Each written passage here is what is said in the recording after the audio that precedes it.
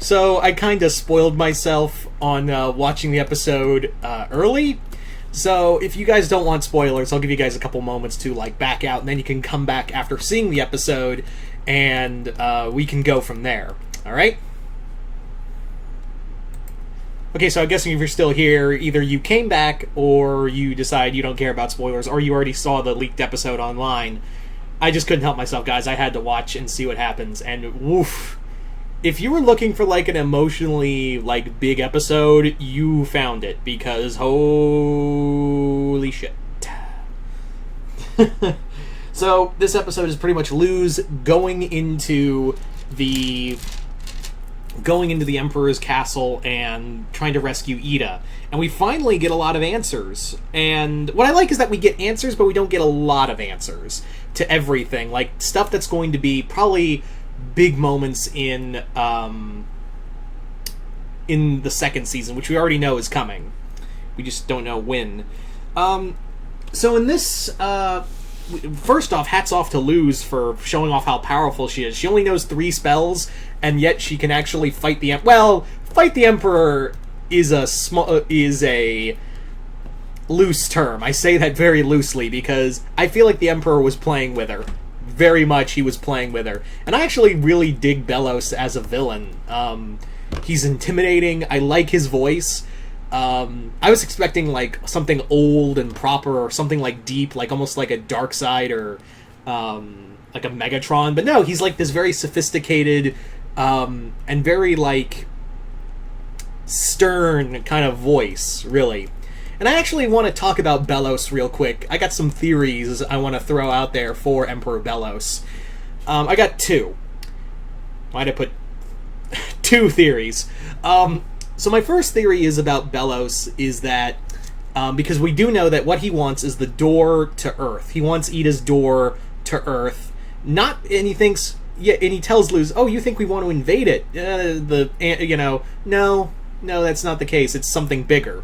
So one of 2 ways I think this is going to work out is that, and this one of the which is going to be my theories on who Belos is. First one is that Belos wants to resurrect the Titan, the creature they're all living on. And I think what's going to happen is this is my first theory, is that the first one is he wants to resurrect the Titan, and what he wants to do is use the energy, draw energy from Earth to resurrect the Titan, thereby killing the planet.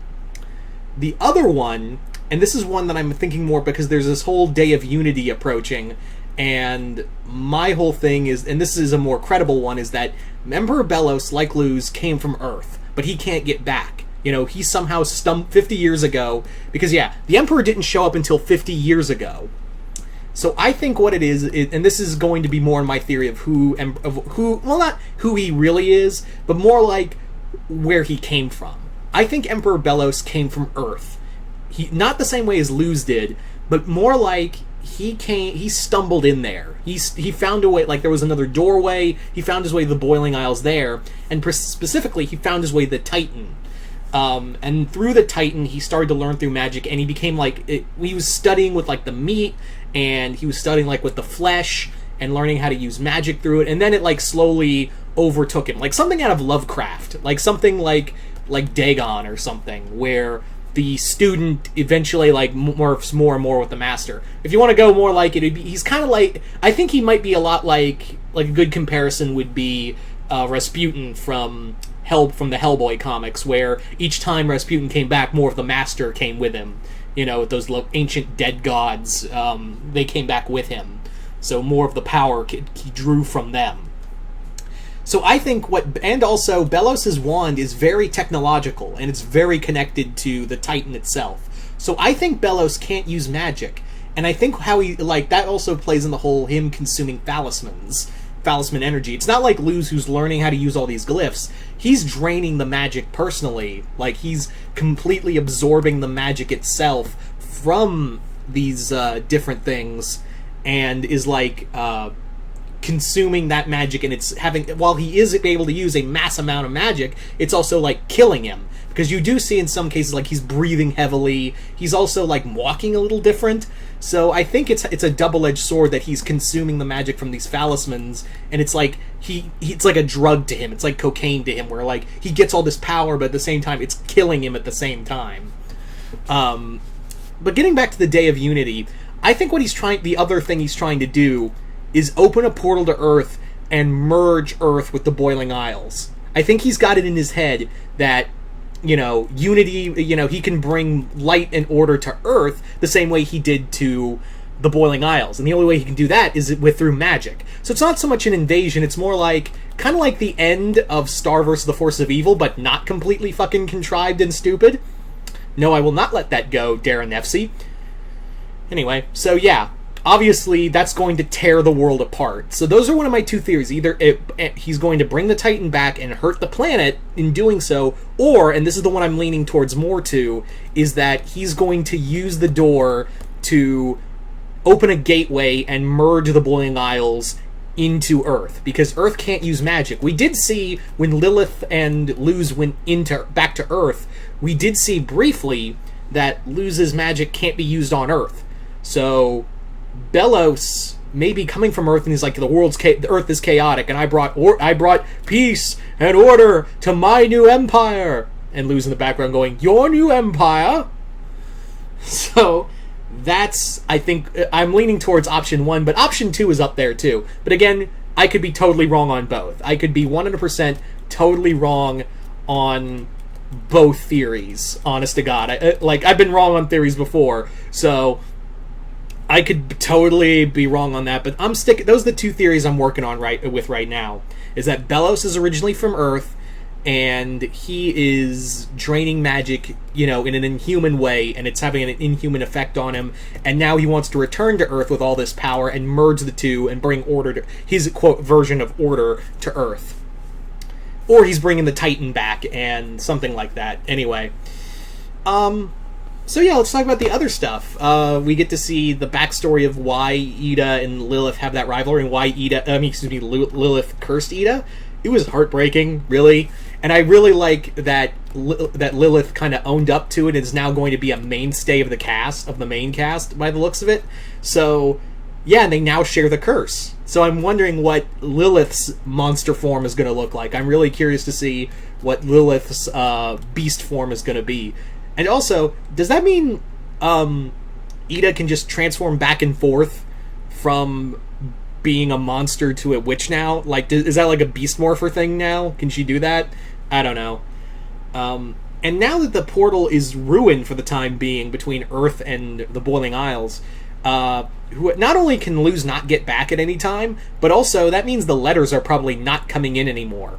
So either King or Ida, that's one of those two who are sending the letters, are going to stop, and that's going to make it's going to make her it's going to make Luz's mother kind of worried a bit, and then that's going to lead to another problem. But then again, Luz can still text her mom, so it wouldn't be that problem. It would just be like, hey, you stop sending letters, and you stop sending letters, what's the deal about that? And then Luz will be like, what are you talking about? And then go to Ida and be like, hey, what's this whole thing about letters?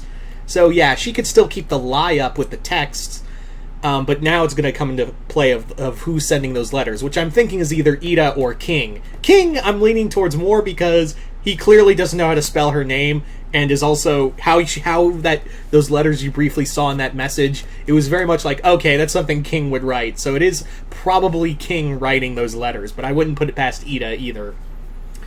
And now it brings up another question of people are starting to question Emperor Belos. Like, you do see that people are now going to be starting to question Belos' authority, and I'm wondering where Amity is going to be in this whole situation. Also, I should have mentioned this earlier, if you're all wondering why I put a image of Cat Noir and Ladybug Lumity, because Lumity, and it's better than Ladybug. You're welcome. It had nothing to do with the story. I was just like, this episode lacks some serious Lumity. I'm going to fix that. So, yeah, so I'm wondering, is Amity going to still be part of the Coven, or is now she going to be joining alongside her teacher Lilith? I'm starting to think she'll lean more towards Lilith because, yeah, she was like, you were my teacher, and also, you know, my girl's over there on that side, so peace out, Coven. So that's where I think is going to go for Amity.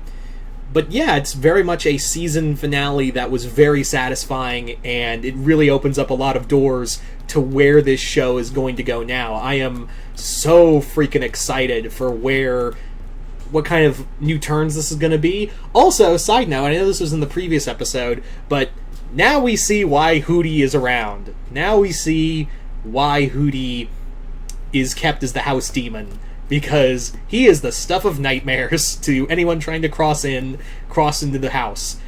I just imagine him like going, "Hoot hoot! I gave them all PTSD." But yeah, I really love the Owl House. It's probably been the best successor to